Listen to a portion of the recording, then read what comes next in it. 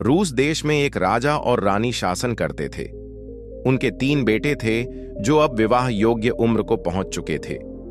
एक दिन राजा ने अपने बेटों को बुलाया और कहा, प्यारे बच्चों, अब समय आ गया है कि तुम अपना घर बसाओ, मगर मैं तुम्हारे लिए कोई दुल्हन नहीं खोज पाया। इसीलिए अब तुम तीनों अपने अपने धनुष बाण उठाओ और जहां भी तुम्हारा तीर गिरेगा वहीं से तुम्हारी दुल्हन मिलेगी। तीनों राजकुमारों ने राजा के आदेश का पालन किया। उन्होंने अपने धनुष से तीर छोड़ दे। सबसे बड़े बेटे का तीर एक किसान के बाग में गिरा और वहां से किसान की सुंदर बेटी तीर लेकर आई। दूसरे बेटे का तीर एक व्यापारी के बगीचे में जाकर गिरा और व्यापारी की बेटी तीर लेकर लौटी।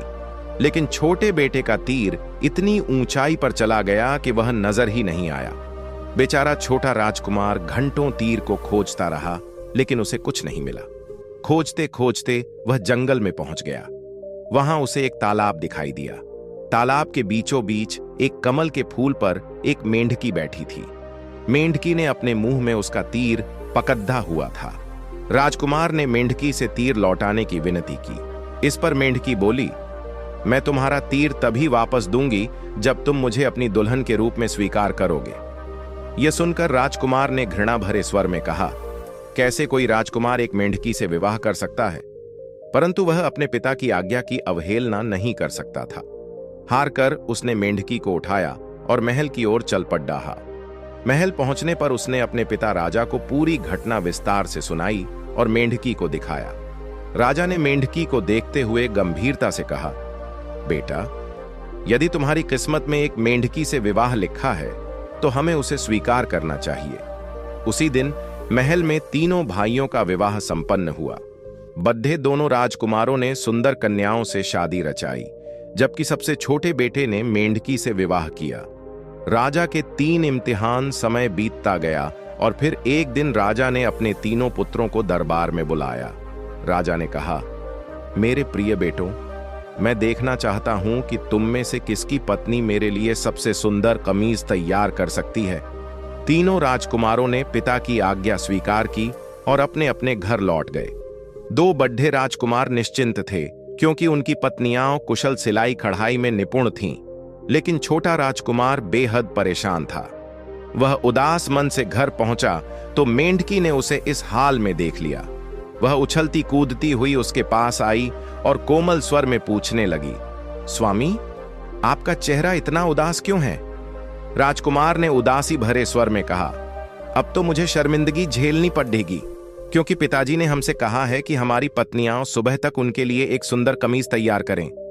मेंढकी ने हंसते हुए कहा, अरे, यह तो कोई बड़ी बात नहीं है। आप पहले भोजन करिए और फिर चैन से सो जाइए। याद रखिए, हर सुबह एक नई उम्मीद लेकर आती है। राजकुमार भोजन करके बिस्तर पर लेट गया और जल्द ही नींद की आगोश में चला गया। उसके सोते ही मेंढकी फुर्ती से दरवाजे से बाहर आई और चबूतरे पर जा बैठी। वहां उसने अपनी मेंढकी की खाल उतारी और देखते ही देखते वह एक अत्यंत सुंदर युवती में बदल गई। उसने जोर से ताली बजाई और आदेश दिया, मेरी सेविकाएं, मेरी बात ध्यान से सुनो। ऐसी कमीज तैयार करो जैसी मेरे राजघराने में तैयार की जाती है। रात भर में एक शानदार कमीज तैयार कर दी गई। सुबह जब राजकुमार की नींद खुली तो उसने देखा कि मेंढकी मेज पर बैठी थी और उसके हाथ में कपड़े में लिपटी एक कमीज थी। वह खुशी से झूम उठा और तुरंत कमीज लेकर अपने पिता के पास पहुंच गया। उस समय राजा अपने अन्य बेटों द्वारा लाई गई कमीजें देख रहे थे। सबसे बड़े बेटे ने अपनी कमीज राजा के सामने फैला कर रखी। राजा ने उसे हाथ में लिया, कुछ पल देखा और फिर बोले, यह कमीज तो इतनी साधारण है कि कोई साधारण किसान भी शायद ही पहनना चाहे। इसके बाद दूसरे बेटे ने अपनी कमीज राजा के आगे रखी। राजा ने उस पर एक नजर डाली और कहा, यह तो इतनी खराब है कि कोई बर्तन गढ़ने वाला कुम्हार भी इसे पहनने से मना कर दे। अब सबसे छोटे राजकुमार की बारी थी। उसने धीरे से कपड़े में लिपटी कमीज राजा के सामने खोली।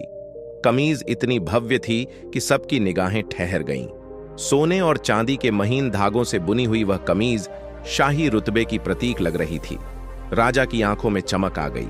उन्होंने कहा, अब यह हुई बात, यह कमीज सच में किसी राजा के पहनने योग्य है। कमीजें दिखाने के बाद तीनों भाई अपने अपने महलों की ओर लौट गए। दोनों बड्ढे राजकुमार रास्ते भर बद्ध-बद्धाते रहे। हमने तो बेवजह अपने छोटे भाई की पत्नी का मजाक उड़ाया। अब लगता है कि वह कोई साधारण स्त्री नहीं, जरूर उसमें कोई रहस्यमयी शक्ति है। कुछ समय और बीता। फिर एक दिन राजा ने अपने तीनों बेटों को फिर से दरबार में बुलाया और कहा, मेरे प्यारे बेटों, अब मैं यह देखना चाहता हूं कि तुम में से किसकी पत्नी सबसे लजीज खाना बना सकती है। राजा का आदेश सुनकर छोटा राजकुमार फिर से उदास हो गया और धीमे कदमों से अपने घर की ओर लौट पड़ा।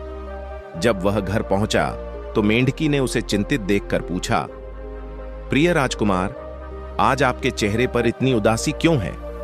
राजकुमार ने गहरी सांस लेते हुए राजा का आदेश सुनाया। मेंढकी मुस्कुराई और बड्ढे आराम से बोली, बस इतनी सी बात, आप चिंता मत कीजिए, पहले खाना खाइए और फिर आराम से सो जाइए, सुबह तक सब ठीक हो जाएगा। उधर राजा के दोनों बड्ढे पुत्रों ने महल की रसोई से एक वृद्धा को बुलवाया ताकि वह उनके लिए उम्दा खाना बना सके। साथ ही वे यह भी जानना चाहते थे कि आखिर मेंढकी खाना किस तरह बनाती है। वे चुपचाप मेंढकी के घर के पास पहुंचे और खिड़की से झांक कर देखने लगे। मेंढकी को दोनों भाइयों की चाल समझ में आ गई थी। उसने दिखावे के लिए थोड़ा आटा लिया, उसे बेलकर सीधा आग में डाल दिया, जैसे वह कुछ खास बनाने की कोशिश ही नहीं कर रही हो। छिपकर देख रहे दोनों राजकुमारों ने यह सब देखा और फौरन अपने अपने घर लौट गए। उन्होंने यह दृश्य अपनी पत्नियों को बताया, जिन्होंने भी वैसा ही करने का नाटक किया। इधर जैसे ही वे चले गए, मेंढकी फिर से बाहर चबूतरे पर पहुंची। मेंढकी की खाल उतारी और देखते ही देखते एक सुंदर राजकुमारी में बदल गई। उसने ताली बजाई और बोली, मेरी सेविकाओं, ऐसा स्वादिष्ट भोजन तैयार करो जैसा मेरे पिता खाया करते थे। अगली सुबह जब राजकुमार की नींद खुली तो उसने देखा कि मेज पर सफेद कपड़े से ढकी एक थाली रखी थी। उसने थाली का कपड़ा हटाया तो उसमें कई तरह के लजीज व्यंजन सजे हुए थे। यह देखकर वह फूला नहीं समाया और तुरंत उस थाली को लेकर अपने पिता के पास पहुंच गया। उधर राजा अपने बद्ध बेटों द्वारा लाए गए खाने का निरीक्षण कर रहे थे। सबसे पहले उन्होंने सबसे बड्ढे बेटे की थाली खोली। उसमें रखी रोटी इतनी जली हुई थी कि उसकी महक से ही राजा नाराज हो गया। उन्होंने गुस्से में कहा, यह तो किसी के खाने लायक नहीं, इसे कुत्तों के आगे डाल दो। इसके बाद दूसरे बेटे की थाली खोली गई। उसमें भी वही हाल था, जली हुई रोटी। राजा का चेहरा और भी कठोर हो गया और उसने वही आदेश दोहराया। अब बारी आई छोटे बेटे की। जैसे ही उसने अपनी थाली राजा के सामने रखी और ढक्कन हटाया, राजा हैरान रह गया। थाली में रखे पकवानों की खुशबू से दरबार महक उठा। राजा ने छक्कर कहा, वाह, यह तो राजभोज से भी उम्दा है। राजा इस स्वादिष्ट भोजन से इतना प्रसन्न हुआ कि उसी शाम एक भव्य भोज का आयोजन करने का निर्णय लिया। साथ ही उसने अपने तीनों पुत्रों से कहा कि वे इस दावत में अपनी अपनी पत्नियों को भी साथ लाएं। अब मैं यह देखना चाहता हूं कि मेरी तीनों बहुओं में सबसे अच्छी नृत्यांगना कौन है। एक बार फिर छोटा राजकुमार बहुत निराश होकर महल से बाहर निकल गया। उसके मन में चिंता का सागर उमड़ रहा था। अब तो बात बिगड़ गई। उस बेचारी मेंढकी से नाच कैसे होगा। जब वह अपने घर पहुंचा तो उसकी मेंढकी पत्नी ने उसे उदास देखकर पूछा, क्या हुआ राजकुमार, तुम्हारा चेहरा इतना मुरझाया हुआ क्यों है? राजकुमार ने सारा हाल सुनाया और राजा का आदेश भी बता दिया। मेंढकी मुस्कुराई और बोली, ओह, सिर्फ इतनी सी बात, तुम परेशान मत हो। तुम बस इतना करना कि दावत में अकेले चले जाना। मैं तुम्हारे बाद वहां पहुंच जाऊंगी। जब तुम्हें गर्जने की आवाज सुनाई दे तब मेहमानों से कहना कि तुम्हारी पत्नी अपनी सवारी में आ रही है। राजकुमार ने वैसा ही किया। वह महल की दावत में अकेले पहुंचा, जबकि उसके दोनों भाई अपनी पत्नियों संग वहां पहले से मौजूद थे। उनकी पत्नियां सजे धजे गहनों और रेशमी कपड़ों में खूब चमक रही थीं। राजा, रानी और बाकी अतिथि सभी भोज के लिए एकत्र हुए ही थे कि अचानक बाहर तेज गड्ढगड्ढाहट हुई और महल की दीवारें थरथरा उठीं। सब लोग भयभीत हो गए। तब छोटे राजकुमार ने सभी को संयमित किया और मुस्कुराते हुए कहा, चिंता मत करो, यह मेरी पत्नी है, वह अपने रथ में आ रही है। अब सारे लोग उत्सुकता से दरवाजे की ओर देखने लगे। सभी मेहमानों की निगाहें दरवाजे पर टिक गई थीं। वे बेसब्री से छोटे राजकुमार की पत्नी की एक झलक पाने को उत्सुक थे। तभी महल के मुख्य द्वार से एक बेहद आकर्षक राजकुमारी भीतर आई, जिसने आसमानी रंग का शानदार गाउन पहन रखा था। उस पर जड्डे चांदी जैसे चमकते सितारे उसकी सुंदरता में चार चांद लगा रहे थे। उसे देखते ही हर कोई मंत्रमुग्ध हो गया और चारों ओर उसकी सुंदरता की चर्चा होने लगी। छोटा राजकुमार गर्व से मुस्कुराता हुआ अपनी पत्नी के साथ भोज में शामिल हो गया। उधर राजकुमार के बड्ढे भाइयों की पत्नियों को उसकी सौंदर्य देखकर जलन होने लगी। भोजन संपन्न होने के बाद राजा ने सभी को नृत्य करने का आदेश दिया। तभी राजकुमार की मेंढकी पत्नी ने नृत्य आरंभ किया। वह धीरे धीरे घूमती हुई इस तरह थिरकने लगी कि हर किसी की निगाहें उसी पर टिक गईं। सब लोग पीछे हटकर उसके नृत्य को सम्मान और प्रशंसा के साथ देखने लगे। उसके बाद बड्ढे भाइयों की पत्नियों ने भी नाचने की कोशिश की, लेकिन जैसे ही उन्होंने अपने हाथ हिलाए, उनके गहने खुलकर उड्ढते हुए सीधे राजा से जा टकराए। राजा अपने ऊपर आ गिरे गहनों से बेहद नाराज हो गया और गुस्से में नृत्य समारोह बीच में छोड़कर वहां से चला। इधर छोटा राजकुमार अपनी पत्नी की अनुपम सुंदरता से अभिभूत था, लेकिन उसके मन में एक डर भी चुपचाप घर कर गया। कहीं ऐसा न हो कि वह फिर से मेंढकी के रूप में लौट आए। इसी चिंता में वह महल से चुपचाप निकला और सीधा अपने घर पहुंचा। वहां जाकर उसने मेंढकी की पुरानी खाल को उठाया और बिना कुछ सोचे समझे उसे आग में झोंक दिया। थोड़ी देर बाद जब उसकी पत्नी घर आई तो खाल को गायब पाकर वह गहरी पीड़ा से भर उठी। आंसुओं से भरी आंखों के साथ उसने कहा, तुमने यह क्या कर दिया राजकुमार? बस 3 दिन और इंतजार कर लेते तो हम हमेशा के लिए साथ रह सकते थे। अब हमारे रास्ते अलग हो गए हैं। वह यह कहते कहते एक भूरे रंग की कोयल में बदल गई और खिड़की से बाहर उड़ीएच गई। राजकुमारी की खोज और श्राप का रहस्य राजकुमार तुरंत उसके पीछे दौड़ा, लेकिन कुछ दूर जाकर वह कोयल अचानक हवा में विलीन हो गई। इसके बाद वह अपनी पत्नी को ढूंढने के लिए जंगलों, घाटियों और पहाड़ों में भटकता रहा, पर उसका कहीं अता पता नहीं मिला। इस खोज में 2 साल बीत गए। अब वह थक कर चूर हो चुका था। उसके वस्त्र फट चुके थे, चेहरा धूल धूसरित हो गया था और दाढ़ी भी बढ़कर झाधी जैसी हो चुकी थी। वह पूरी तरह टूट चुका था। तभी उसकी नजर एक अजीब सी झोपड़ी पर पड़ी। वह झोपड़ी मुर्गी की टांगों पर खड़ी थी और लगातार घूम रही थी, मानो किसी रहस्य को छिपा रही हो। यह दृश्य देखकर राजकुमार बोला, हे झोपड़ी, जरा कृपा करके अपना पिछला हिस्सा पेड़ों की ओर कर लो और मुख मेरी ओर घुमा लो।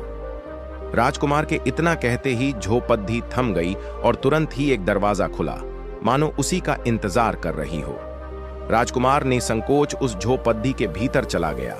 जैसे ही उसने भीतर कदम रखा, उसे एक वृद्धा दिखाई दी, जिसकी आंखों में अनुभव और रहस्य दोनों की चमक थी।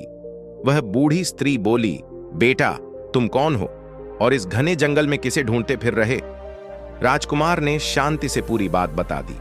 अपनी मेंढकी पत्नी, उसका रूपांतरण, अपनी गलती और अब उसे पाने की बेचैनी। वृद्धा ने गंभीर स्वर में कहा, ओह राजकुमार, तुमने जो किया वो दुर्भाग्यपूर्ण था। वह राजकुमारी तो बस कुछ ही समय में अपने श्राप से मुक्त होने वाली थी और तुमने उसकी खाल जला दी। राजकुमार ने चौंकते हुए पूछा, कृपया बताइए दादी मां, आखिर किसने उसे श्राप दिया और क्यों? उसके पीछे की सच्चाई क्या है? बूढ़ी महिला ने नरम स्वर में कहा, बेटा, अभी तुम काफी थके हो। पहले पेट भर खाना खा लो और थोड़ा विश्राम कर लो, फिर मैं तुम्हें सब कुछ विस्तार से बताऊंगी। राजकुमार ने उसकी बात मान ली। बूढ़ी औरत ने बड़े प्यार से गर्म और स्वादिष्ट भोजन तैयार किया, जिसे राजकुमार ने तृप्त होकर खाया। फिर वह कुछ समय के लिए सो गया। थोड़ी देर बाद जब वह आराम करके उठा तो उसने फिर से वही सवाल दोहराया। बूढ़ी औरत ने धीमे स्वर में कहना शुरू किया, जिस मेंढकी को तुम खोज रहे हो वह कोई साधारण प्राणी नहीं है। वह पड़ोस के राज्य की राजकुमारी है। उसके पिता उस राज्य के राजा को अपनी बुद्धिमत्ता पर बड़ा गर्व था। वह यह मानता था कि उसकी जैसी समझदारी किसी में नहीं है, पर दुर्भाग्य से उनकी बेटी उनसे भी अधिक चतुर और समझदार निकली। प्रजा उसकी बुद्धि और विवेक की सराहना करने लगी। यही बात राजा को खटकने लगी। उसे अपनी ही बेटी से जलन होने लगी और वह बार बार यह सिद्ध करने की कोशिश करता कि असली बुद्धिमान वही है। समय बीतता गया और यह खटास बढ़ती चली गई। फिर एक दिन जब राजमहल में राजा की 14वीं वर्षगांठ मनाई जा रही थी, उसने सभा में एक विचित्र ऐलान कर डाला। राजा ने पूरे दरबार के सामने एक विचित्र घोषणा की। उसने कहा, अगर मेरी बेटी को लगता है कि वह मुझसे अधिक चतुर है तो उसे 3 वर्षों तक मेंढकी के रूप में जीवन बिताना होगा और उसके बाद किसी राजकुमार से विवाह करके एक सुखमय गृहस्थ जीवन भी स्थापित करना होगा। राजकुमार यह सुनकर बेहद व्यथित हो गया। उसने बूढ़ी स्त्री की ओर देखकर कहा, दादी मां, मैं अपनी पत्नी को हर हाल में खोज निकालूंगा, चाहे इसके लिए मुझे किसी भी संकट का सामना क्यों न करना पड़े। कृपया मुझे मार्ग बताइए। बूढ़ी महिला ने गंभीर स्वर में कहा, बेटा, तुम्हारी पत्नी इस समय पुराने हड्डियों के राज्य में एक दुष्ट जादूगरनी के कब्जे में है। वहां तक पहुंचना और उसे छुड़ाना अत्यंत कठिन है, क्योंकि वह जादूगरनी अपराजेय मानी जाती है। आज तक कोई भी उसे पराजित नहीं कर पाया। उसकी ताकत उसकी आत्मा में नहीं, बल्कि एक रहस्य में छिपी हुई है। उसकी आत्मा एक सुई की नोक में है। वह सुई एक अंडे के अंदर है। वह अंडा एक बतख के पेट में है। बतख एक खरगोश के भीतर छिपी है और वह खरगोश एक पत्थर के डिब्बे में बंद है। वह डिब्बा एक बहुत ऊंचे ओक के वृक्ष की सबसे ऊपरी शाखा पर रखा गया है और चुड़ैल उस स्थान की दिन रात निगरानी करती है, जैसे उसकी जान उसी में बसी हो। यह बताते हुए वृद्धा ने एक चमकता हुआ धागों का गोला निकाला और राजकुमार को सौंपते हुए बोली, यह तुम्हें रास्ता दिखाएगा। खरगोश, बतख और भालू की मदद। राजकुमार ने धागों का गोला जमीन पर फेंका और वह जैसे जैसे आगे लुढ़कता गया, वह भी उसके पीछे पीछे घने जंगल की ओर बढ़ता चला गया। कुछ ही देर में वह जंगल के गहरे हिस्से में पहुंचा, जहां एक विशाल कथई रंग का भालू रास्ते के बीचों बीच बैठा था। वह बहुत कमजोर और भूखा लग रहा था। राजकुमार ने तुरंत अपने धनुष से तीर निकालकर निशाना साधा, लेकिन तभी भालू ने इंसानों जैसी आवाज में विनती की, मुझे मत मारो राजकुमार, एक दिन तुम्हें मेरी सहायता की जरूरत पड़ सकती है। राजकुमार का मन पसीज गया। उसने धनुष नीचे रख दिया और भालू को बिना कोई नुकसान पहुंचाए आगे बढ़ गया। कुछ दूरी पर चलते हुए उसके सिर के ऊपर एक सफेद नर बतख उड़ता दिखाई दिया। राजकुमार ने जैसे ही तीर चलाने के लिए कमान चढ़ाई, उसी क्षण बतख बोली, हे राजकुमार, कृपया मुझे जीवन दान दो, समय आने पर मैं तुम्हारे काम आऊंगा। यह सुनकर राजकुमार ने उस पर भी तीर नहीं चलाया और चुपचाप आगे बढ़ गया। थोड़ी ही देर में एक खरगोश झाधियों से निकलकर उसके रास्ते को पार करने लगा। राजकुमार ने झट से धनुष उठाया, लेकिन तभी खरगोश भी बोला, मुझे मत मारो राजकुमार, एक दिन मैं भी तुम्हारे लिए कुछ कर सकता हूं। राजकुमार ने फिर से अपने हाथ रोक लिए और उस नन्हे प्राणी को भी जाने दिया। राजकुमार लगातार चलते चलते एक सुंदर सी झील के किनारे जा पहुंचा। वहां उसकी नजर एक मछली पर पड्ढी, जो किनारे पर पड्ढी पड्ढी छटपटा रही थी, जैसे पानी की एक एक बूंद के लिए तड़प रही हो। वह तुरंत उसके पास गया।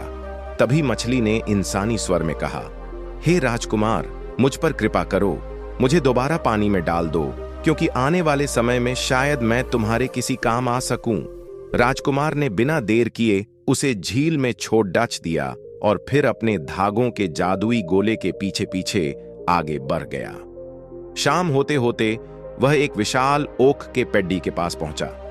यह पेड्डी बहुत ऊंचा और घना था और उसकी सबसे ऊंची शाखा पर एक पत्थर का संदूक रखा हुआ था। वह उसे देखकर सोच में पड़ गया कि इस भारी भरकम बक्से को वह नीचे कैसे लाएगा। तभी अचानक वहीं पर वह कथई रंग का भालू प्रकट हुआ, जिससे राजकुमार पहले जंगल में मिला था। भालू ने अपनी ताकतवर भुजाओं से पेड्डच को पकड़ डचकर पूरी जड्डाच से उखाड़ा फेंका।